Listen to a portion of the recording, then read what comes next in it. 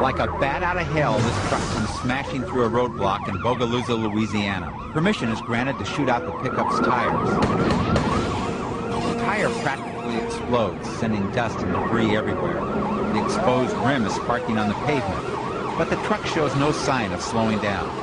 The other officer forces him into the shoulder, and once again the pickup almost crashes. More shots are fired, this time to the truck's right rear tire. Watch again carefully and you can actually see the bullets hitting the pavement. Moments later, the truck fishtails wildly and spins out of control into a ditch. This chase is over as suddenly and as violently as it started. The chase began when this man took his child, assaulted an officer, and then drove off with the child in the car. Listen as the police radio broadcasts a warning. Be advised, the person's vehicle is armed, considered dangerous, has the young child in the vehicle with him. He's traveling at a very high rate of speed on these very slippery streets. Now he's turning, going into an alley.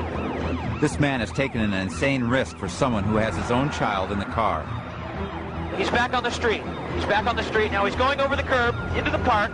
Thank God it's wintertime, or this park would normally be filled with kids at this time of the day. Okay, I've lost him. He's dodging around so much, it's hard to keep up. No, there he is. Okay, it looks like he's trapped himself in that parking lot. It looks like the police will have to surround him. No, wait a minute. He's shooting backward. He's driving backwards right through that cyclone fence, and he's off, going down the alley. Notice, what he does now completely baffles the police. He's shooting through those intersections. If he doesn't stop that, there's going to be a terrible accident here. He's going faster. Okay, he's weaving around again, dodging in and out of those police cars. He's winding around like this was some sort of game. Now that there's a police car right beside him, but at these speeds, they don't dare. Now he's going to turn. My God! He ran right into that car. The two officers are running toward the car, trying to get those windows open. The police quickly pull the child out of the car and bring him to safety. However, the man continues to struggle with the officers, and it takes several minutes for them to handcuff him. Notice that the driver of the other vehicle staggered out of the car. He stumbled across the sidewalk, and he collapses on the sidewalk. Another innocent victim of an insane and senseless chase, in which a man was willing to risk not only the lives of other motorists, but the life of his own child. Auckland, New Zealand. For 45 minutes, a helicopter followed above as the police chased a stolen car. First, the driver outran the police. When they got too close, he took insane chances, turning into the path of oncoming traffic. When they tried to force him off the road, he accelerated and jumped ahead. He slipped through every roadblock. The Auckland police were so frustrated they were throwing their nightsticks at the car. Now watch what happens when they think they have him cornered. But suddenly everything goes wrong. An officer approaches the car thinking his partner has the car blocked from behind. Big problem. And he's in for the ride of his life. Two other officers run to the car, but this time the driver and the passenger lock their doors. Hit again and they're off and running. It was only a miracle that this officer wasn't killed. And that wasn't the last of the things that went wrong. In the furor of the arrest, there were lots of problems. This officer is almost crushed when the police car rams the suspects. Seconds later, these two officers have another close call when the cops hit the car again. But the biggest surprise for the Auckland police came when they finally caught the suspect. Who was this expert driver? This road warrior who outdrove and outmaneuvered them at every turn? A 15-year-old kid who stole a car for the fun of it. Sometimes you get in it. And now a rare look through two different police cameras of a chase at 120 miles an hour that took these officers through 3 separate states. And he's tried to kill me 3 or 4 times. An officer begins ramming the vehicle, a tricky procedure at 110 miles an hour. Hey, Randy, I believe he just shot at me. He shot my window out. Clearly, this is a suspect with nothing to lose. And moments later, he clips the officer's right front bumper. Randy, back off us. You're going to wreck. The suspect will not stop, and the officers have to look for help wherever they can get it. Hey, one of you big trucks, why don't you get side by side and let's stop this guy before he kills somebody. fellas. Hold him up. Block him, block him, block him. Shut him down. The officers finally get their chance when two big rigs have the suspect boxed in. Okay, well, here we go. Randy, let's get him, buddy. Let's get him right here. But somehow he manages to squeeze through safely, He's made it through. and the chase continues. If I can get him the right nudge, he's distant. Let's be careful, right? They're easy to lose control. Suddenly, the suspect gets off the highway onto another road. I don't know where we're going to. Roger, but we're going. If I can get out of this mud. The officer sees the suspect at the bottom of the hill and races to him. Wait just a minute. Over 2 hours and 3 states later, the suspect is finally stopped. In Japan, Largo, Florida. Night is the time for bizarre stories and unusual reactions. But this is one of the strangest and most perplexing of them all. Echo 7, we're going to go westbound on 118. The deputy had spotted this man, Jonathan Stoker, driving this car earlier. Thinking the car may possibly be stolen, the deputy proceeded to pull the man over. No problem. The man seems to cooperate. He pulls to the side and calmly smokes a cigarette. As another deputy arrived, also with a video camera rolling, Stoker was told to get out of the car. Turn off the car and step out. Calmly, the man tosses out his cigarette and then proceeds to run for it. And the chase is on. But why does he run? This man has no reason to run. He isn't wanted. He hasn't stolen the car. Why? Notice he drives fast and aggressively. He forces a police car off the road. This is more than an attempt to get away. This is attempted murder. And then he roars off down the road, driving wildly, taking corners at breakneck speed. The police realize that they have to do something before this man kills an innocent motorist. But he smashes into a deputy who gets too close. Then he comes back to ram the officer again. The officer sees an innocent motorist on the right and tries to force Stoker toward the left. Then Stoker suddenly pulls into the opposite lane, right in the path of oncoming traffic. He pulls down side streets, desperately trying to elude the police. Now several units are scrambling to keep up, but still he doesn't slow down. He goes over a curb, across someone's lawn and back onto the road.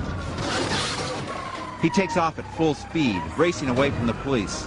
But then his luck runs out as he realizes this is a dead-end street. Finally, he seems to be totally surrounded, but he suddenly comes charging back at the police car. Then he tried to run down this officer. The officer fired his weapon to save his own life. A tragedy. And to this day, no one knows why.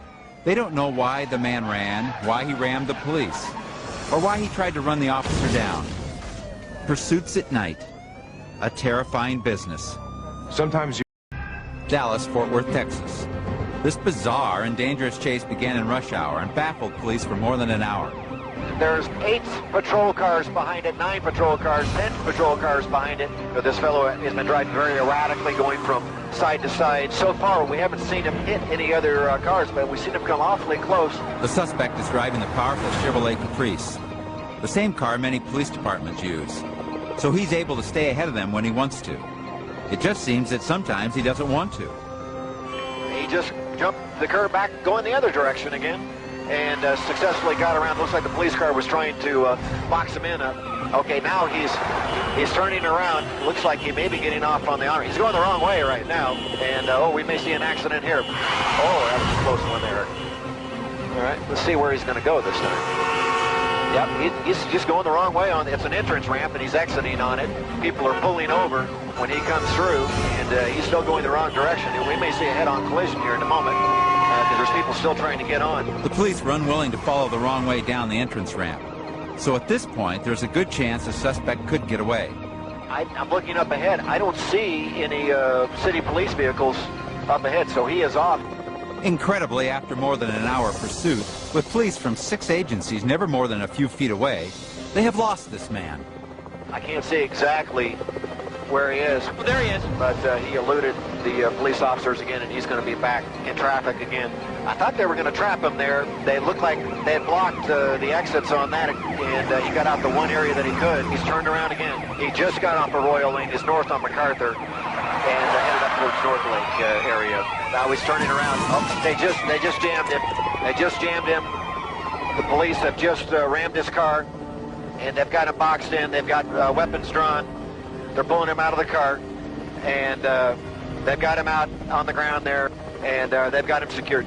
And it looks like he is in custody. The chase began when this Pleasant Grove, Utah, 2:15 in the morning. Time for drunks to head home when this officer spots a possible DUI.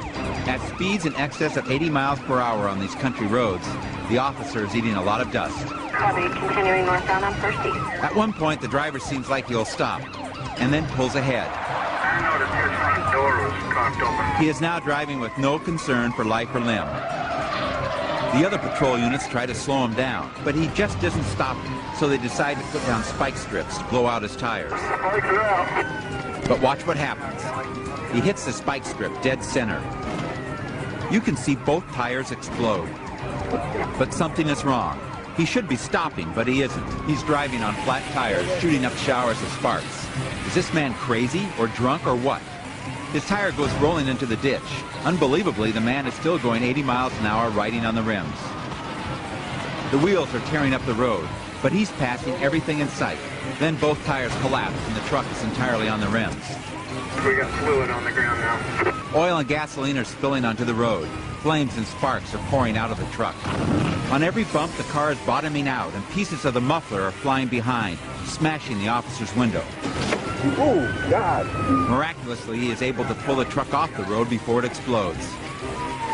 Calmly, the officer asks him a question, and in 4 little words, the man explains it all. What is your problem, bud? I need a beer. Campbell County, Tennessee. 2 local deputies pursue an armed man wanted for kidnapping, rape, and attempted murder. And they tried to kill me 3 or 4 times. With a suspect like this, you don't ask him to pull over, you make him. They begin ramming the vehicle, a tricky procedure at 110 miles an hour. Let's get him the right nudge. Be careful, right? Easy to lose control. Hey, Randy, I believe he just shot at me. Moments later, he clips the officer's right front bumper. Randy, back off us. You're gonna wreck. The officers have to look for help wherever they can get it. They call ahead to some big rigs. Hey, one of you big trucks, why don't you get side to side and let's stop this guy before he kills somebody. Take the brakes. Here he comes. Get over there, the lane, fellas. Hold him up. Block him, block him, block him. Shut him down. The truckers cooperate. The suspect is now totally blocked in. Okay, well, here we go. Hey, Randy, let's get him, buddy. Let's get him right here. Come on, Gary, let's stop him. Incredibly, he manages to squeeze through. He's made it. He's made it through. We're still going. We're still going. The officers are ready to chase this suspect as far as necessary. But there's one thing in a 2-hour chase you either have or you don't. I'm almost out of gas. There he is. They have to end this chase now. Again, they risk their lives by ramming the vehicle. Suddenly, the suspect bolts from the highway and onto another road. I don't know where we're going to, but we're going. So I can get out of this mud. Wait just a minute. The officer sees the suspect at the bottom of the hill and races to him. Over 3 states, 2 hours, and 2 almost empty gas tanks later, the suspect is finally stopped.